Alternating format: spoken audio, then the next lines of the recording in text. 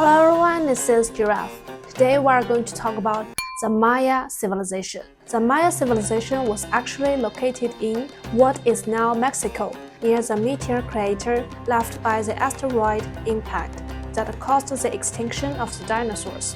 Among the three great ancient civilizations of the Americas, Maya, Inca, and Aztec, the Maya civilization is the oldest of the three. Speaking of ancient civilizations, we should also mention the four great ancient civilizations of the world: Ancient Babylon, Ancient Indian, Ancient Egypt, and the Yellow River civilization.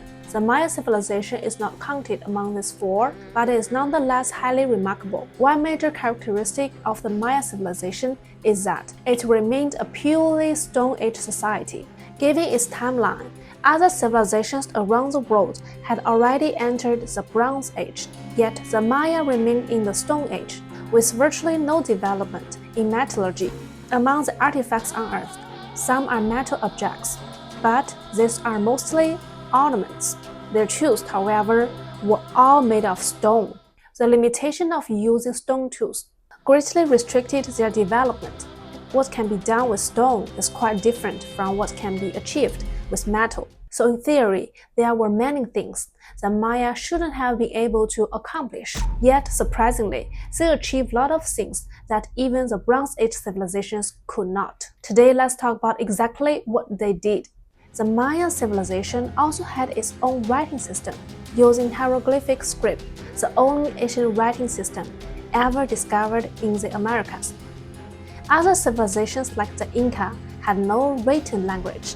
If we don't count the quipus they used for recording, I will have another video for it. For a long time, the Mayan scripts remained undeciphered. It was only in the last few decades that it began to be decoded. Why was this the case? Because almost all Mayan books were destroyed. Today, only 4 original Maya codices remain in the world. In the 16th century, Spanish colonists first arrived in what is now Mexico. Among them was a missionary named Diego de Landa, an extremely zealous Christian. What made him so extreme? When he saw that the Maya had their own religion, he ordered Spanish troops to first kill the Maya high priest, and then proceeded to burn nearly all Maya manuscripts. This act led to centuries during which no one could understand Maya writing. From this perspective, our study of Maya culture is still in its very early stages. In recent years, there was one particularly famous event, the 2012 The End of the World Prophecy. According to some interpretations of the Maya calendar, the apocalypse was predicted for the winter solstice of 2012. The Maya had many calendars. One of them, called the Long Count calendar, begins on August 11, 3114 BC, and ends on December 21, 2012. This led many to believe it marks the end of the world. But in Maya cosmology, time is cyclical. Many Maya descendants believe December 21, 2012 wasn't the end of the world, but the beginning of a new cycle. As for how this cycle differs from the previous one, no one really knows. Now let's move on to some unsolved mysteries of the Maya civilization. The crystal skulls. You may have seen crystal skulls in movies like Indiana Jones. To date, more than 10 crystal skulls have been discovered worldwide, ranging in size from as small as prayer beads to as large as a human head. The smaller ones were mostly found in the mid-19th century, while the larger ones emerged toward the end of that century. Natural crystal is extremely hard. Stone tools from the Stone Age would have been incapable of polishing crystal to such a smooth finish. Moreover, crystal is brittle. Striking it with a stone would likely shatter it. Today we polish crystal using abrasive materials like diamond sand. This has led some to suspect the skulls might be more than fakes.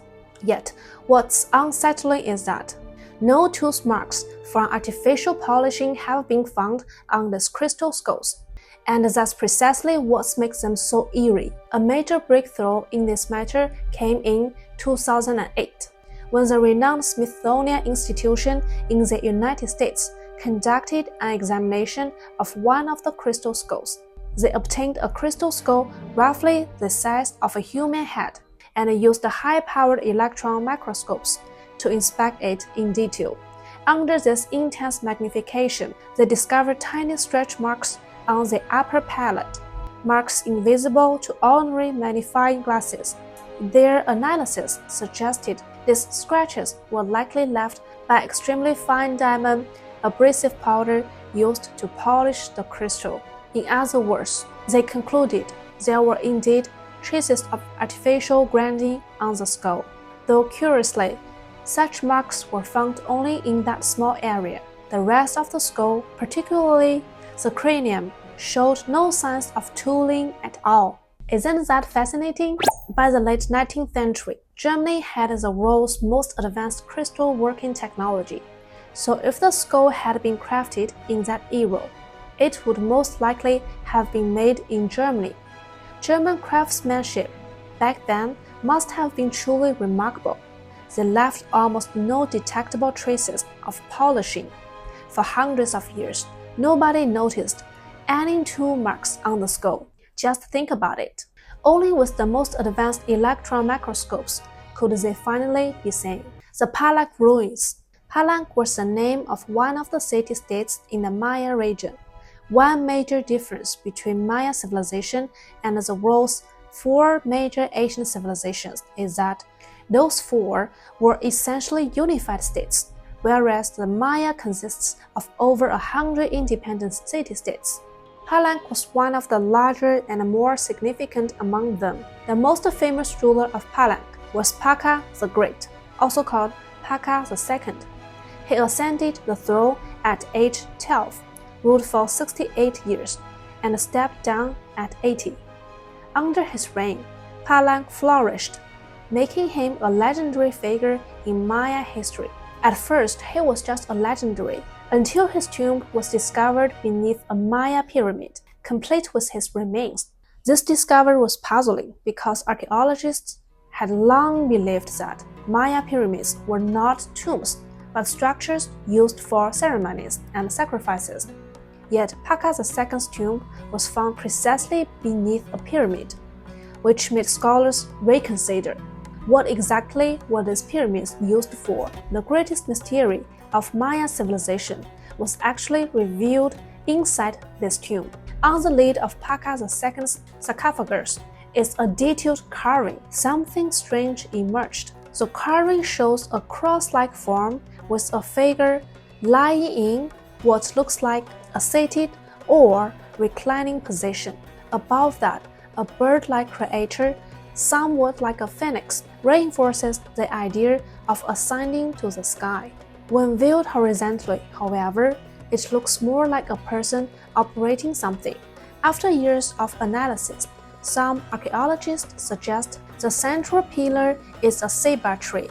In Maya belief, the ceiba was considered the world tree, a common motif in many Asian cultures that saw the world as a tree connecting 3 realms: the underworld, represented by a fearsome fist symbolizing gods of the earth, the human world, and the heavens. Thus, the carving could symbolize the king's journey from the underworld to the heavens, perhaps representing the cycle of life, death, and rebirth. Alternatively, it might depict celestial observation, like looking through a telescope while lying down. In any case, this remains one of the greatest enigmas left behind by the Maya civilization. For many years, it was unclear whether to view the carving horizontally or vertically, but either way, it carries an eerie, almost otherworldly feel. Of course, those who firmly reject the idea of evidence for advanced Asian civilizations argue that the central figure is simply core, Maya blue. Maya blue is a color, and it held great significance in Maya civilization, frequently used in murals and on city walls. What makes Maya blue so remarkable is its ability to withstand the elements for thousands of years without fading. Scientists have been studying its composition and have identified that it is made from 3 components: a blue dye, clay, and a third unknown substance. It is precisely this mysterious ingredient that gives the pigment its incredible durability. Once applied, it remained for millennia. Even with modern technology, we still can't produce a paint that lasts for 1,000 years without fading. Pyramids. Both Maya and Egyptian civilizations built pyramids. How could two cultures so far apart develop such similar structures? One theory proposes that many ancient civilizations actually originated from a single source, Atlantis. After Atlantis was destroyed by a great flood, survivors dispersed across the world and passed on their architectural knowledge, including the design of pyramids. In this view, pyramids may reflect the original architectural style of Atlantis. However, modern archaeology generally agrees that the Maya and Egyptian civilizations developed independently. So why would two separate civilizations produce such similar structures?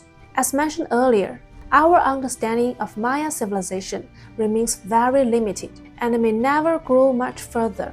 This is largely due to the destruction caused by invaders, who burned countless books and ruined many sites. Additionally, tomb robbing in present-day Mexico remains rampant, with almost all portable artifacts stolen, leaving only massive structures like the pyramids behind. Some archaeologists argue that murals are among the most reliable historical resources. In ancient times, if people want to convey messages to future generations, their only means was through painting. From this perspective, the carving on Paca the Great's sarcophagus lid might indeed hold truth waiting to be understood.